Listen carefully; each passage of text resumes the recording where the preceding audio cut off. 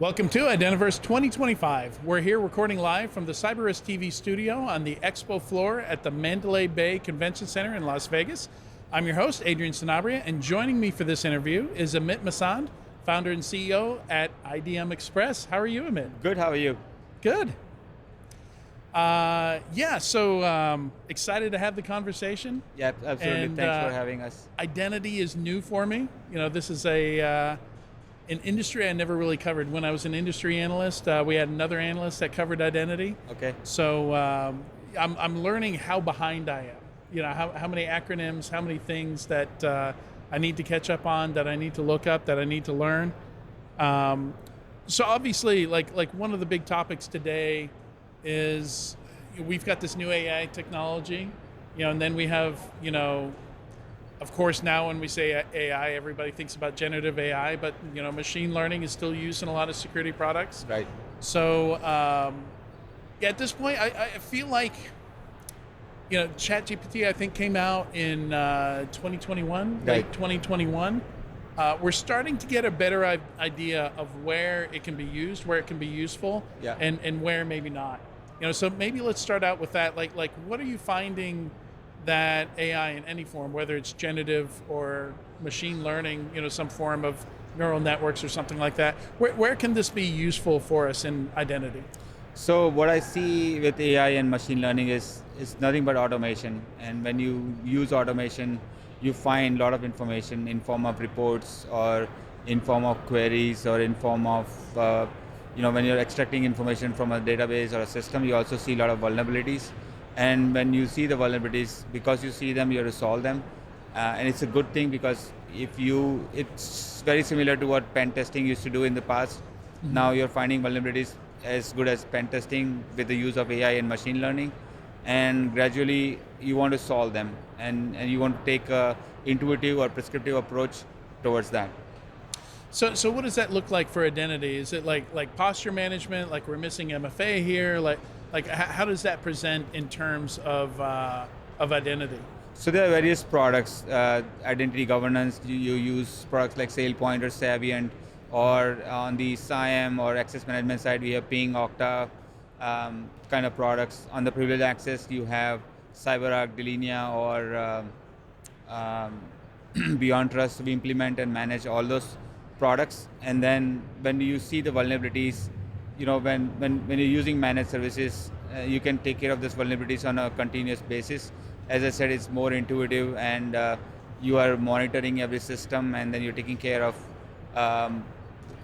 the risk mitigation with the use of managed services and other models that we have. So you describe it as this is just another piece of automation, right? You know, Yes. So is the idea to use it as kind of like a 24/7 monitor, you know, Correct. a security guard that's just watching, monitoring for things, and maybe taking care of things when people are sleeping, when people otherwise might be tired, don't have time to, Yeah. right? Yes, I think it's a great question because a lot of times, you know, everybody's involved in 8 to 5 kind of a job, and what do you do after 5 o'clock? And that's when we come in and we help the clients on managed services. So we are a managed services organization focused on, supporting identity platforms for clients in various ways. And one of them is providing 24/7 managed services for our customers. Yeah, and managed services traditionally, like you're concerned about margins. You know, how many people, like if you have to have a follow the sun model, that kind of thing. So one of the things I'm looking for in the market is if managed services can find a way to use this technology. I think that's going to be an early indicator of whether or not this technology really is useful or not. You know, because the managed, it seems like the perfect use case. Right. Managed services, like it's hard to find enough people to staff that. You Mm-hmm. know, and you want to staff it 24/7. And if AI can help there, I feel like we're going to see all the managed services, all the MDR firms using this technology a lot. Absolutely. I think it helps the customer, even with the business continuity, the models, and, you know, with there's so many technology coming in, the newer products coming in, you need somebody who can, who you don't have to pay like 40-50% premium, who are available to you after 5 o'clock in the day or even during the daytime. and they're available for you all the time. So it not only helps with the resolution of issues or vulnerabilities, but it also helps you run your day-to-day operations, business as usual, BAU kind of models. Yeah. So a bit about on-prem to SaaS. That journey. I feel like that's been a constant journey we've seen organizations have over the years. Yeah. SaaS has not been as closely monitored, I feel like once we move from on-prem to SaaS. Mm-hmm. So just tell me a bit about like what are you guys doing for organizations that are in that journey, in that migration journey? So as a partner to many different companies, we feel that migrations can be done in like a couple of ways. One is migration of the data, the structure around the existing applications, the integrations and everything else to cloud, and then transferring that data. The second part is doing a greenfield SaaS implementation and adjusting your processes based on the SaaS solutions. And I feel the latter is the better part, where better option. You should probably go for the greenfield implementation, because migrations could be tricky in large, complex organizations, enterprise organizations, even in mid-market. Those can be very tricky. Yeah, for sure. Yeah. And then just the role of identity services, identity as a service, from a services standpoint, as a managed service, like what kind of, do you find a certain part of the market really needs this? Tell me a bit about what your customers look like. Are they large organizations that still need some help? Are they mid-market where they don't have the IT staff, they don't have the security staff? What does that look like for you guys? So any client hiring managed services provider is a very complex point, because some companies are experts on a specific product, and you want somebody who can take a look at managed services from the holistic approach. So you have one throat to choke, and that's what we provide. We provide managed services on IGA products. We provide managed services on PAM or IAM solutions.